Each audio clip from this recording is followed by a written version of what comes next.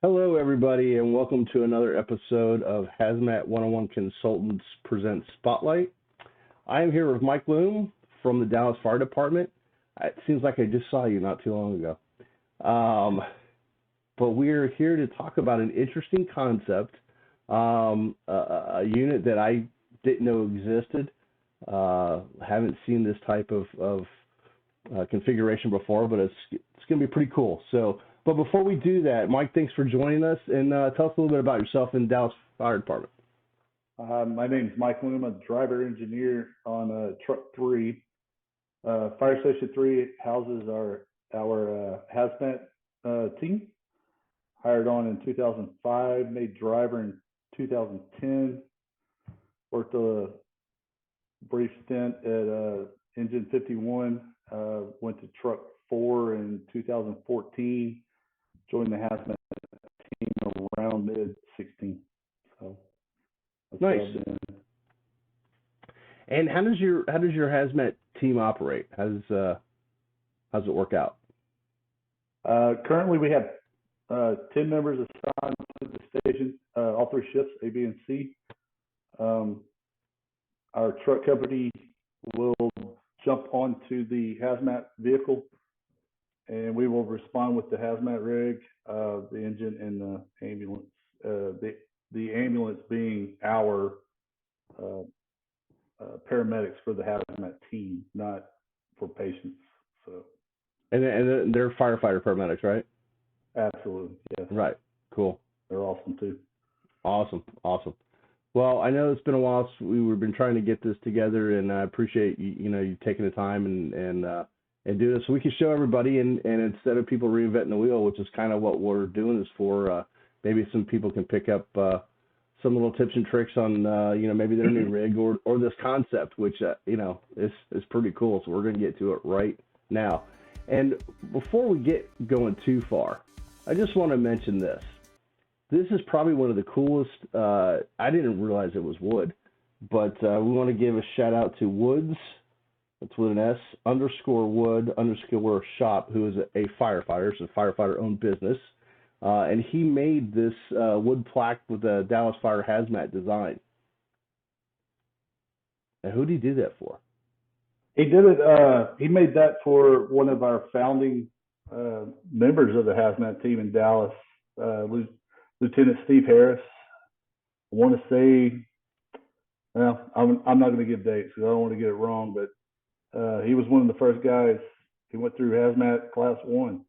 Wow. And he retired a couple of years ago. It was a couple of years ago. That's awesome. Well, and I saw this picture on his Instagram, which you can hit him up on his Instagram page. Again, that's Woods _wood_shop. I said, yeah, this is the cover picture right here. That was, especially the American flag right in there in the background. That's pretty good. So without further ado, we're going to go to this unique concept. He does good work. Yeah. So here it is. Yep. Now, we were talking before, and I didn't know this, and as the company's saying is, when you're through learning, you're through. I learned something previously when we were talking that Portland, is that right? Portland, Oregon? Yes. This is where you guys got the concept, because to that point, I thought this is the first time this has ever happened, so I didn't even know they had that. So take it away. Yeah, Portland Squad 12. This is the same spec. The only difference is they have a knuckle crane where our compartment is, and our cab is a little bit longer, actually a lot longer, and lower. But we copied the spec to them, and we were confined to construction on this based off of their engineering specs and their build. Nice.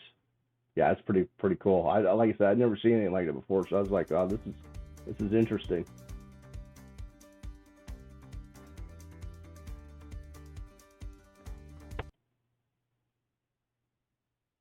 So this CAD drawing is an early rendition where we put the light tower on the top picture. There's a cowling now around that.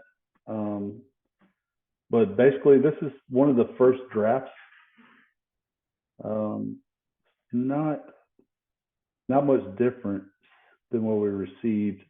The only thing I can see is the cowling. Right.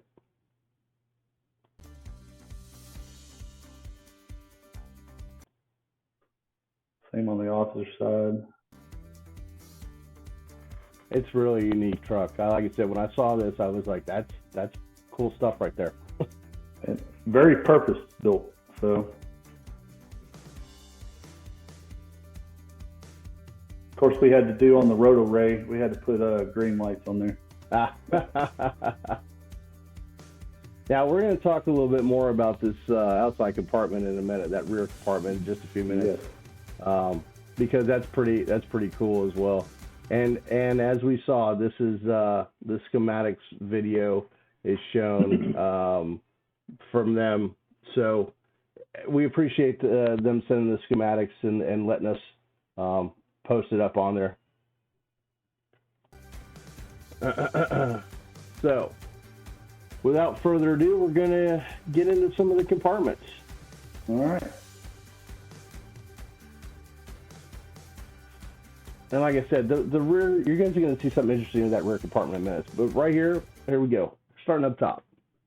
So Wilbert lights with a night scan. I think it's a 35-footer. We took a lot of the exterior lighting capabilities off the side because the top and the bottom of these night scans can articulate to the right and left side. And it lights up the whole scene area if needed. This thing is incredible. Nice.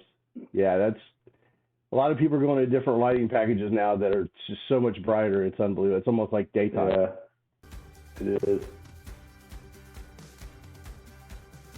These are the top compartments. We call them the coffins. Right. We've had up to 48 absorbent bags in one compartment. We're still kind of playing around with what else we might need.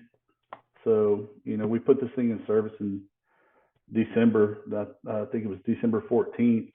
And so far it's working great right now. Put all the heavy stuff on top. Our chlorine kits are on the other side. Just low volume calls, heavy objects go up top. So that's the way you do it. You can see the chlorine kits. We have the booms and all of our hand tools, brooms, shovels, stuff like that. Let's talk about the cab. All right. So it's an Enforcer cab. We dropped the roof line down from Portland. We actually copied this desk and this whole setup from San Jose. What we did was we evaluated what we do need and what we don't need. On our old HazMat vehicle, we had 3 TVs that had access to IR cameras, CNN, and whatever else, and we never used it. And we streamlined this to what we need, added 3 more radios, which we use more than the TVs, and dropped a seat. So we only have 1 seat in the back that is more centered to the left side. Right. So they can operate the radios, spin up or air monitoring equipment en route, make phone calls if they need to. They kind of handle capsule en route, and there's a space next to that seat. If we have to, we can put a chair in there, a little fold-out chair or something like that. But most of the time, it's another member of the HazMat team walking in, going, "Hey, I need this. What did you get on this?" Right. As far as reach back or any type of information that could be passed on to command or to our safety officer. Yeah, we added locks to ours so the chiefs couldn't come in. Yeah. Or anybody else we didn't want in our office. So the backside, this is behind. That's that seat I was mentioning. And I don't know the width, but I want to say about 7. But they're wall to wall. We were able to pull every monitor and air sensing equipment out of our old rig and place them on a shelf and climate control environment too. We were able to pull a lot of them out of the Pelican cases, which minimize space, Right. which was one of the big drivers on the vision of building this. Which you'll see later on in some of the compartments, some of the ideas we came up with.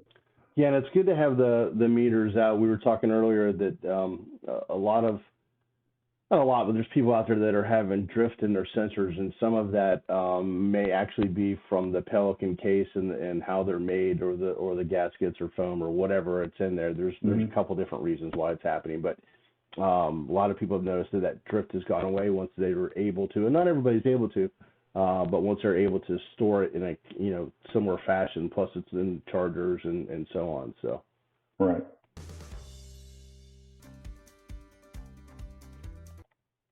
So again, this is a little further back, but this is our offload equipment. We use 2 diaphragm pumps that are operated off of the Van Air onboard air compressor. Mm-hmm. We are testing the 2 Milwaukee, they call them water pumps, but we have actually used them on a diesel, and they work great, by the way. Grounding and bonding equipment are on the other side, but the SCBAs, originally when we built this, we're thinking of going remote with air instead of having a big air compressor, and so those storage units stayed. So nice.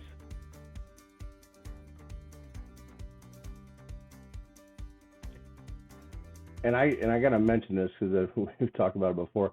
That ladder you see there sticking in the air is not attached to the truck. Just so everybody realizes that was actually, what did you say? It was for a hose drying? Yeah. The building? Yeah, it's an old hose drying hose tower I think in the east of the Mississippi, they're enclosed in a building, the hose tower. That's how we do it in Dallas back in the 60s. We used to have a long hose rack outside, and people used to say, "What was that for?" And that's for beating the rookies when they screw something up and strap it to it. Not really, just joking, as far as you know. All right.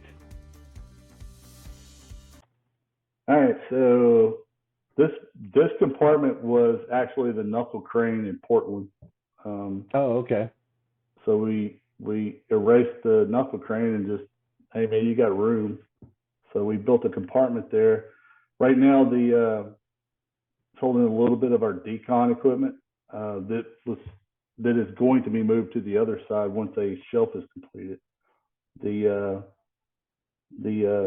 refrigerator there at the bottom is the counter meds that HazMat carries, and other than that, it's pretty flowing. And like we talked about before, this for your toxmex you guys have, or HazMat medic, whatever you're calling them. A lot of people think, oh, that's for treating patients. No, it's for treating our team. That's their primary responsibility. Now, if you want to get froggy and go down the other road, well, that's obviously up to your SOPs and what have you. But yeah, it's for taking care of our guys when they're going in. And that's something else I forgot to mention earlier. A lot of teams, we had a problem with this in our department, was when we went to a HazMat call, they were not dispatching a rescue truck, which for us is the ambulance, the 2 firefighter medics on there, similar to you guys. And we had to really insist upon that, because what if something happens? I don't want to wait 6, 7, 8, 10 minutes for an ambulance to get there. I want to get my guys in the back of the rig and on the way to the hospital. it's not time to be screwing around. So if you don't already have that as part of your SOPs, definitely look into making sure you have a transport unit of some type on scene before you start an operation, not while you're getting involved in it. Absolutely, and it's very hard to staff a 10-man team with 2 of them being on a frontline ambulance. Right. Because those guys, it's hard to convey to the higher ups that those guys are actually your medics, and then yeah. It's and you touched on a good point there. It's the higher ups, and when you have higher ups that get promoted, and we're in special ops, I think it helps. It's not always perfect because they always have, like my wife always says, everybody's got a boss, and they got people they got to answer to as well. But at least they understand why you're talking to them about it. Now, if you don't have that capability, sit down with your higher ups and go, hey, look, this is why we're doing it. One of the conference classes we teach is called the Politics of HazMat, and it's just that. You have to go in and sell the idea. Well, first plant the seed so that when you go in there, they already have an idea what you're going to be talking about, and talk to them so that they understand it. Don't talk to them like you're in chemistry 101. Talk to them like you're in 1+1.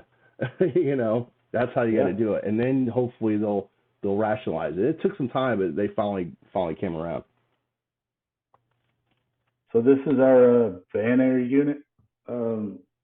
Interesting fact about this: when we researched this during the pre-con at Pierce, one of the guys on A shift that was on the build committee, his name's Kevin. They weren't trying to sell it, but they were saying, here's an option.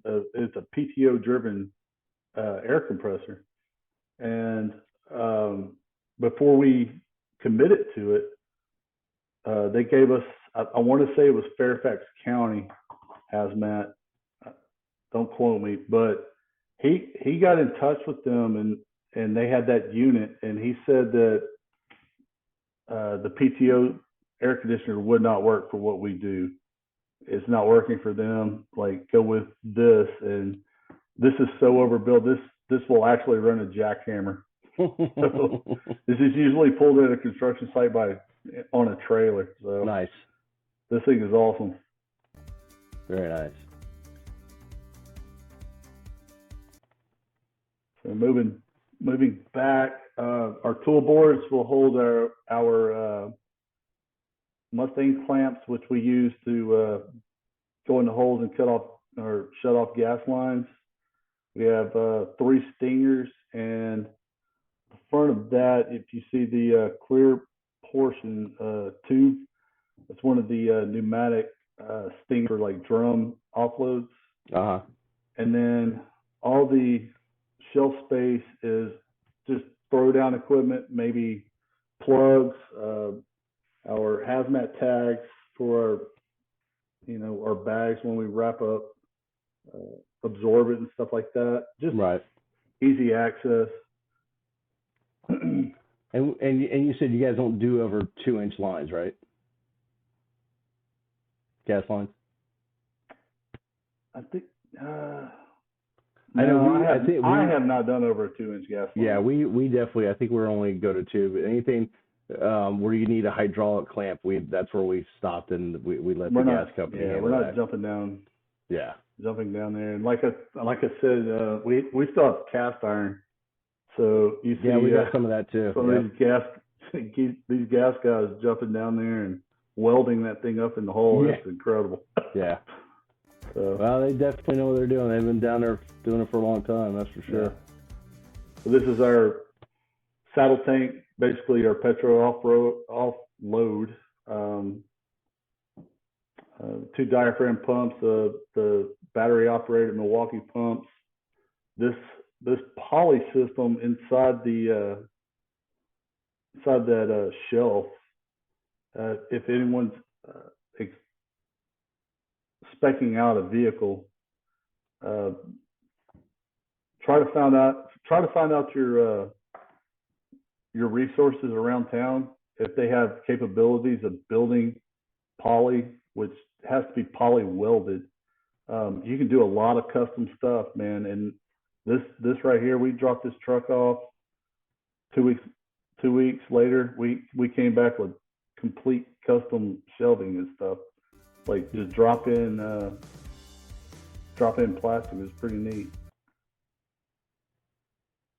So this compartment is our toolbox that holds all of our battery operated equipment. This was originally going to house our acids, our bases, our soda ash and stuff like that. But I noticed during build at the very top, there was a electrical chaseway going across the top that was not protected. And I was really concerned that the chemicals were going to rust out the top of that. Oh, for sure. We kind of discontinued that idea, and C-Tech built us a custom toolbox. So that's where we're at on that one.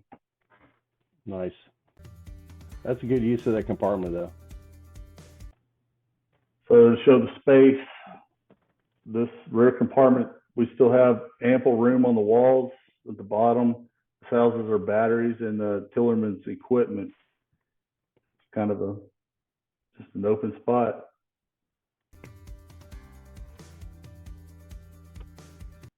Now, this is the compartment I love. And I know we won't mention any departments, but I know there are some departments that we're knocking you guys for it, but I think it's a cool use of space. Yes. That's 138 inches of pull-out shelving. This holds our level A's, B's, C's, NT94s, all that stuff, all in these hardy cases that when Texas Task Force 2 stood up in Dallas, these were allocated to us, and we found them in a warehouse, and it's like, hey man, we can build something around this, and this is what we came up with, man. It works great. Yeah, that's pretty cool. Because I was looking at it, I'm like, what the hell's in there? And then when you told me, I'm like, okay, that makes total sense now. Yeah, and that's it closed. So total, it was 107 cubic feet of space. Wow. And it doesn't interfere with our transverse compartment. So that was kind of cool. Same as the other side, just you can see the poly. That was a custom poly shelf that we built on top of that. That was originally going to, if you look at our original spec, the top part was going to be a tool shelf or tool drawer, and it was built wrong, I guess. It was not built to spec, so they pulled it out and just left us the flat shelf, and we built the poly. So that holds all our gloves and just throw down miscellaneous. Yeah, you said before that the right side, I guess we're looking at, is like the dressing side, and the left side is like the dirty work side. So this is the left side. The right side is okay. Mainly, most of it's our work side. This is the dressing side, the clean side, so to speak. Gotcha.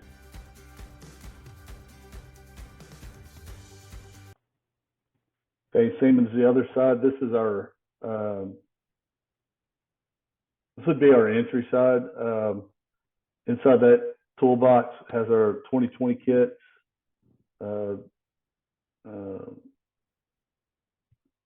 various other things. We have our sampling equipment and whatnot. Yeah, we got our liquid and our solid sampling kits and Pelican cases that can be brought in to scene.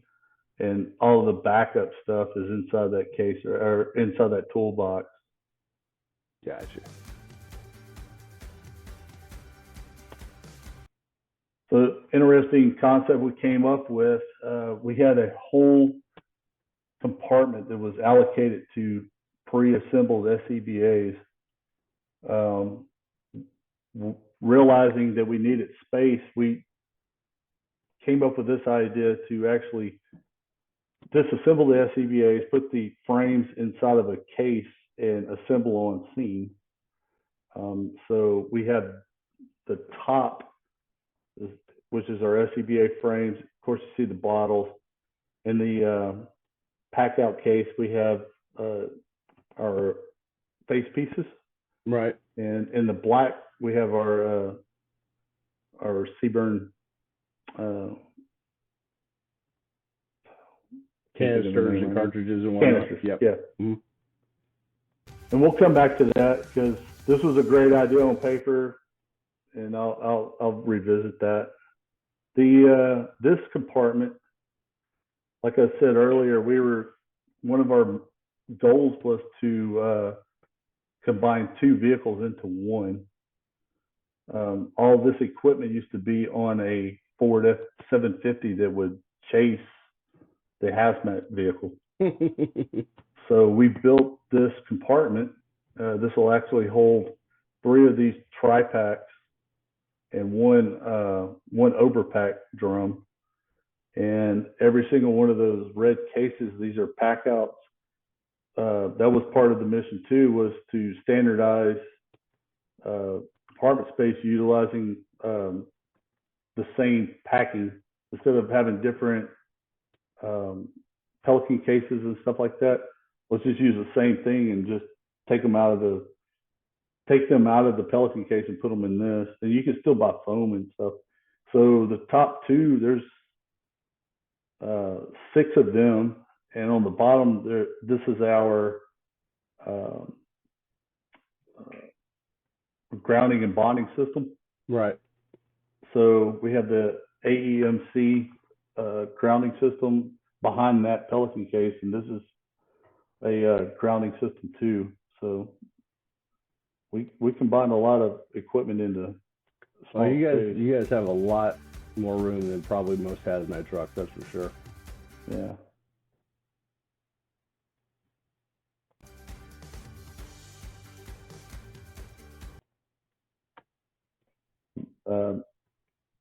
Small fan, not really keen on this one. We use this more for rehab than we do positive pressure ventilating. Right. But found a spot for it, threw it up there. Yeah, and something we were talking about before is a lot of people don't realize, you can have HazMat involving extrications. And one of the things we used to, we talked about it in our tech class here was, you got to be prepared for that because it does happen. And have you ever practiced extrications? Obviously you're on gear, but on air. And it's a different world. I mean, you got the noise of the scene plus your air pack, and as a lieutenant, I'm having to yell louder I'm loud anyway, but to get things across. But the other thing you can use that fan for is dispersing vapors, that are hanging low to the ground, because, you might be on SCBA, but what are you going to do for the patient? Somebody says, well, use a RIT pack. Okay, that's great. What if they're claustrophobic? Put them on a rebreather. Okay, great. But you got a fan available to you, and as long as it's not going to be an ignition source, that foam, whatever, so you got to think outside the box a little bit, and I think every HazMat team should have a fan on board. There we go. And what's neat about this, if you go back to that picture, yeah. When we talk about 15-year plan, this vehicle has to last us 15 to 20. That whole top area of this is flat and open. So if we ever needed to expand, this is part of our expansion area. Nice. Yeah, you gotta look forward for sure. Right.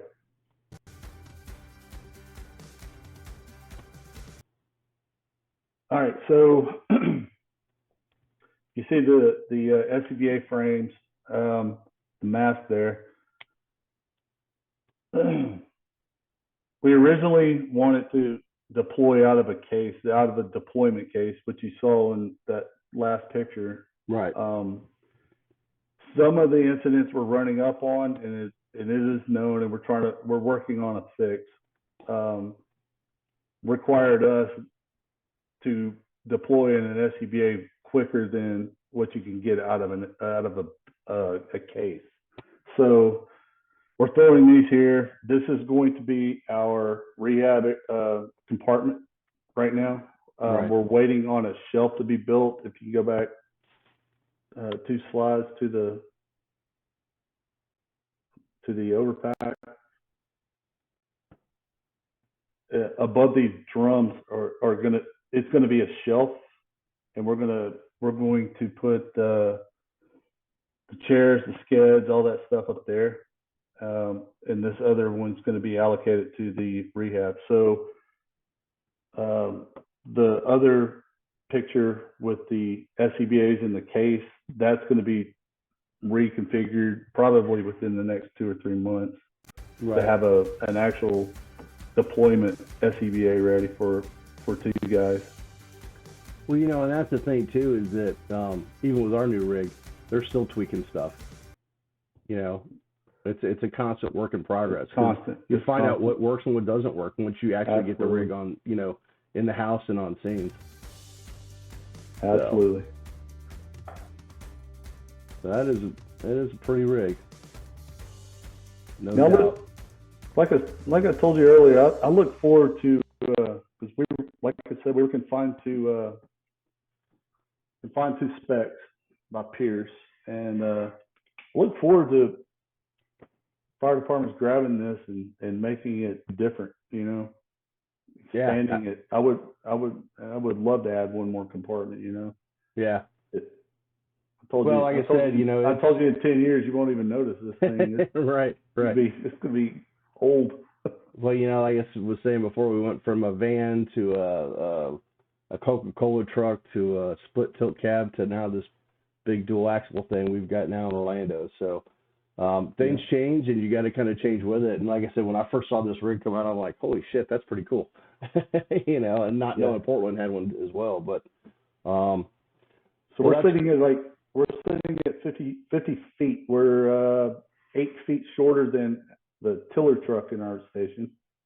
Right. A twin screw or tandem axle heavy rescue truck. We would not have. It's either you sacrifice maneuverability for storage, right, or sacrifice storage for maneuverability. Even with the rear steer, and some of the places that we respond to in our North Texas Council of Governments, the COG, we're 16 counties. You're going to farm roads that a tandem axle can't even hold over the drainage ditch, man. Right. You can't even make the turn, you know. So it was it's very purpose built. I know it, you know. I know a lot of people have questions on it, but there's a method to the madness. You guys definitely, you can tell you put some thought into the whole thing, and a lot of work. That's great. Well, Mike, I appreciate you allowing us to spotlight your rig and your department and yourself. And if there's anybody that has any questions, you can reach out to me. I'll pass it along to Mike, Bob at HazMat101consultants.com. Before we take off, I want to thank some of our sponsors, the HazMat Guys podcast, Bobby and Mike, 2 good friends of mine, or friends of yours, depending how you want to say it. If it's HazMat, they've got a podcast, 30 minutes on average. Good thing to listen to on the way in or way out from work. I think they're up to 380-something episodes. So they also have a training book called National Emergency Response Hazmat Drills, or NERD. 50-ish, I think it is, of drills from different instructors around the country. You probably might recognize some of the names, I'm sure. But why reinvent the wheel? Because a lot of people have come up with different training ideas, and it's a great book to do that. You can find that on Amazon by the HazMat Guys. And you can join Bobby and Mike, a good friend of ours, Jeff Zientek, HazMat captain from Phoenix, who has a response guidebook of his own that he has out there, which has got a lot of great information. The first Tuesday of every month, 8 p.m. Eastern, we changed the time, it was 9, 8 p.m. Eastern, live on YouTube, the HazMat Guys Roundtable. And we want to thank another sponsor from Responder Training. Owner Ron Huffman has been in the propane industry for 35 years, besides being a firefighter. He also has developed a 1-inch flare kit that we affectionately call the Dragon Killer, Dragon Slayer, and does a lot of water ejection classes around the country. He is all over the place with the kits and the training. Excellent information. If you need to, you can reach out respondertraining.rdh@gmail.com for more information there. And lastly, just to show you guys a couple of websites to check out. The HazMat Guys, as I mentioned before, webpage and Facebook, the HazMat Guys Roundtable that I mentioned, and HazMat Group 2. One of the administrators of it. I think we've got almost 9,000 members. So it's a great great Facebook page to ask questions about meters, sensors, equipment, what have you. The people that are on there are really willing and able to help. HazMat community is a tight-knit community, so we're always trying to help each other. HazMatter Group and Common Sense HazMat are also some of those. So again, Mike, thanks so much. I appreciate it. And if you would like to be on Spotlight, please reach out to me. Showcase your equipment, your department, because that's how we let people know what we do, and that helps us get funding for equipment, manpower, and so forth. You can reach out to me at bob@hazmat101consultants.com. Mike, it's been a pleasure, my friend. Thank you very much. Hey, thanks, Bob.